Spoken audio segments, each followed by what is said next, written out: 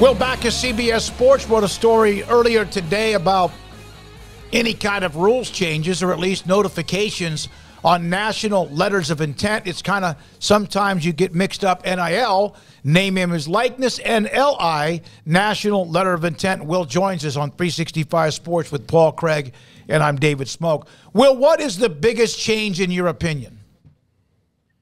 Yeah, so I think the biggest change is they allow, so if you sign an NLI and then there's a head coaching change, the big allowance now is that you don't have to request the release from your NLI, or you still have to request it, but a school can't block it. So the big thing is when an athlete wants out of their NLI, they have to submit an official request, and the school has to grant that request.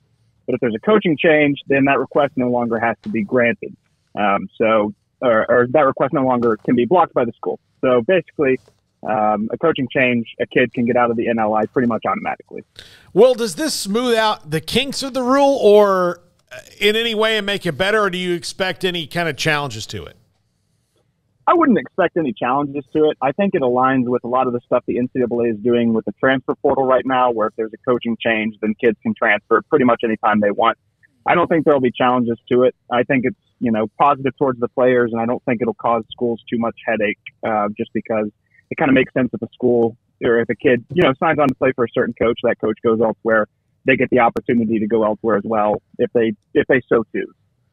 Well, what kind of penalty are they talking about in terms of, what you can and cannot do? What are kind of the guardrails, if you will, for what entails a player having to potentially sit out versus when he declares and those types of things? So if an athlete or a prospect submits a request for their release and it doesn't get granted, pretty much the only recourse that they can go through is to transfer, or they could still back out of their NLI. The penalty that comes with that is they have to miss a season of football, and they have to complete a one-year residency, a one-year academic residency at their next institution, which is basically just equivalent to sitting out of football. So they're not going to be eligible to play if they're not granted their release, or if they don't meet any of the new circumstances that were passed today. So basically they just have to sit out a year. And most colleges would probably use that as a redshirt year, so you still maintain 4 years of eligibility with the prospect.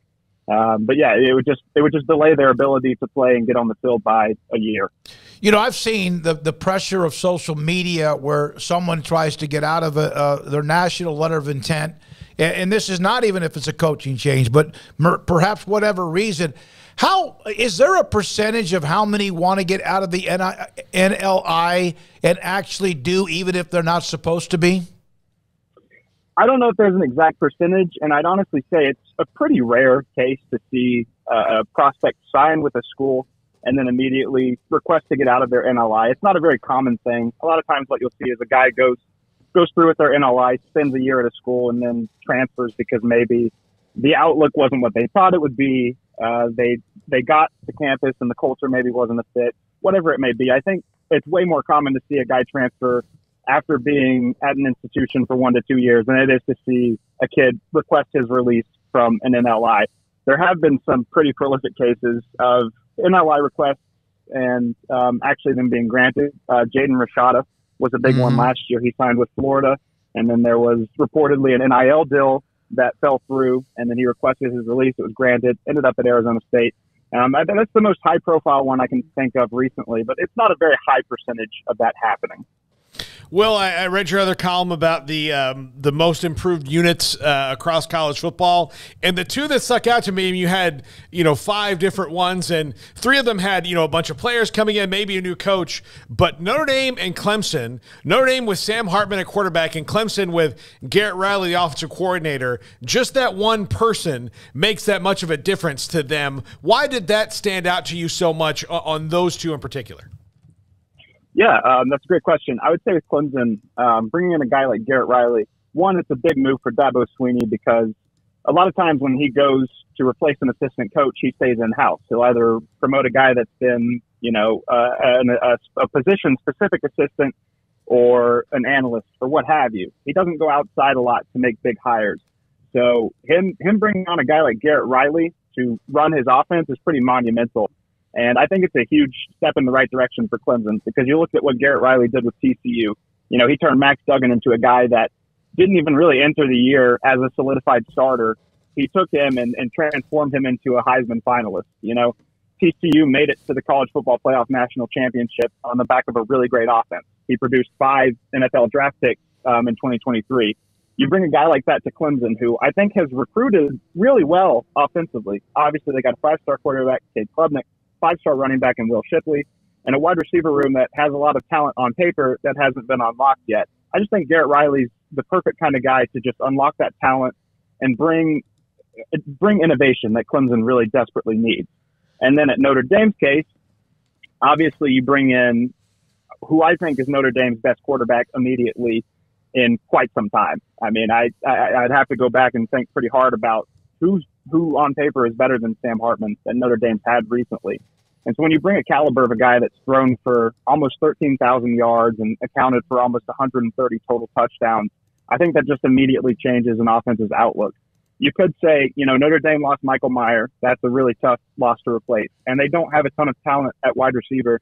But I think Sam Hartman is the kind of guy that's just going to elevate everyone around him. And he's just that big of a difference maker that Notre Dame's been missing a star quarterback, a guy that just really, you know, just can handle everything, go out there, make plays on his own, and elevate everyone else. And I think Sam Hartman checks all those boxes off.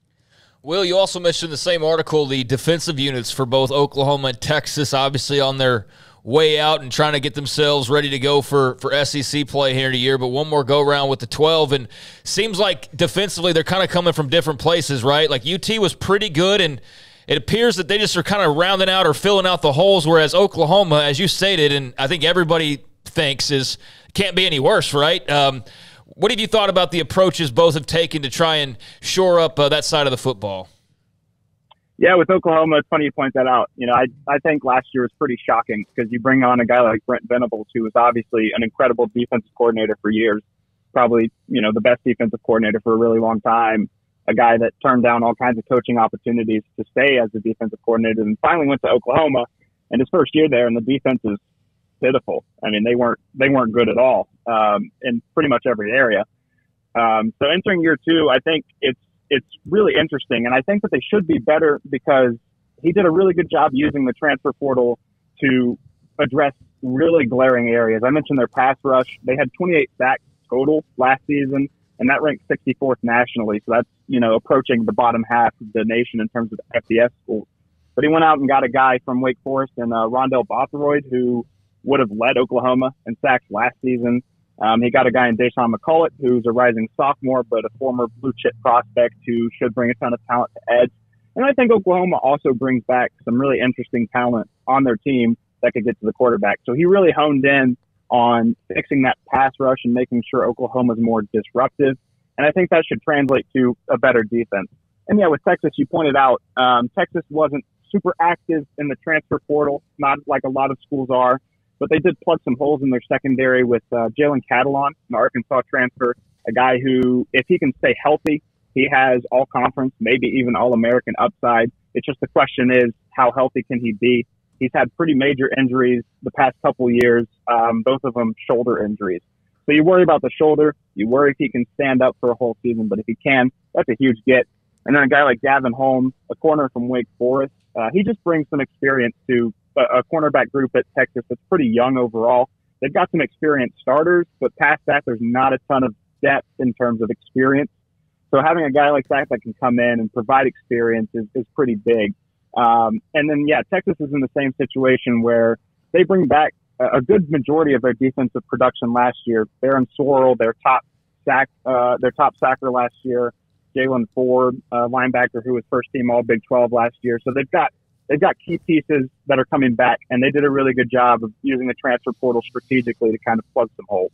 You know, the Big 12, as you know, expands to 4 teams officially on Saturday. We've kind of kicked around with Texas and Oklahoma.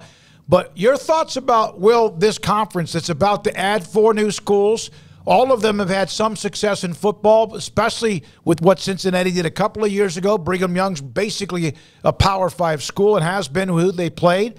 Your thoughts about what's going to happen with the mixture of 4 teams along with the right now Texas, OU, and the other 8? Right. Well, I think for, at least 2023, I don't know if there's much of an argument that the Big 12 is the most exciting conference to watch. I mean, you've got 16 teams, and like you mentioned, you're bringing in 4 of the group of 5's best. I think it's worth just seeing how they translate to playing on a consistent Power 5 schedule, playing 8, 9, sometimes 10 Power 5 games. How are they going to fare with that? And then, of course, you've got Texas and Oklahoma's swan song. I think Texas and Oklahoma, if they play up to their talent and if things work out, both could compete for the Big 12 championship. The question is, are they going to live up to that talent? And I think that's been the question with those schools for a while now. But if everything goes well, they could compete for the Big 12, and I'm sure both of those schools would love to capture a Big 12 title right before leaving. But yeah, I mean, the 4 new additions, I think all of them are really interesting phases. If you look at it, I think UCF is probably in the best position to have the most immediate success. I don't think any of the 4 are going to come out of the blue and compete for the Big 12 in the first year. But I think UCF has a pretty good shot at least having a positive conference record and maybe making a little bit of noise, pulling off a couple upsets at home. But yeah, I mean, it's really exciting to watch what they're going to look like in 2023. And I think even beyond that, as Cincinnati, Houston, UCF, and BYU start to recruit more at a Power 5 level and start to get used to more of the Power 5 level of competition, watching how those schools develop over the years. I think the Big 12 is set up really well in terms of on-field product and just what, watchability and how exciting it'll be to tune into their games. Will, thank you. Appreciate your time. National letter of intent penalties to lighten for college athletes beginning 24-25. That's part of the story that Will has today on CBS Sports. Anything else? Yeah, I was going to say I'm all in on the changing of the name, National Letter of Intent, to LOI or something else. I saw you made that comment, and I am down for that because there's been so much NIL, NLI confusion when talking about the topic. But I did want to ask one more question about NLI, Will, and that's like, what do you think's kind of left out there as far as the freedom side of things for the athlete? I mean, it seems as though whether it be transfer rules or name, image, likeness, various things have kind of fallen the way of the athlete after decades of it not being that way. Is there anything else out there on the horizon that you could see changing in the near future? I'm not sure if anything's immediate. I mean, I think college football is in a kind of holding pattern right now, right? Because a lot of these changes happened at once. I mean, you had the 1-year transfer waiver, and then immediately after that, there was the name, image, and likeness reform. And I feel like the NCAA kind of opened up a Pandora's box a little bit with all that, because now it's, you've heard a lot of coaches equate it to the Wild West. There's supposed to be a lot of regulations, but not a whole lot of them are happening. And so I don't know if the NCAA is going to be too keen on making any other major changes anytime in the near future until they can really sort out a lot of the changes that they've made. And I don't know if there's a whole lot that they could do in the near future to make it more player-friendly or more angled towards the player, unless they just eliminated, the one-time transfer waiver and said, hey, you can transfer however much you want and you'll be eligible right away. But yeah, I think the NCAA is probably going to be a little gun-shy with making any more sweeping reforms, just with how complicated things are now, how much outcry there's been from a lot of pretty prominent coaches about the way things are regulated and managed. I don't think we'll see any more movement until the NCAA could hammer out what they have right now and really work that through. It was like a convergence of everything at once, wasn't it? Yeah. I mean, like I said, Pandora's box. I mean, they changed everything kind of at once, and it's been difficult to regulate it all. Will, great stuff. Very well done. The article and also your segment with us. Thank you very much. Will Backus, CBS Sports, on the story he had on CBSSports.com that the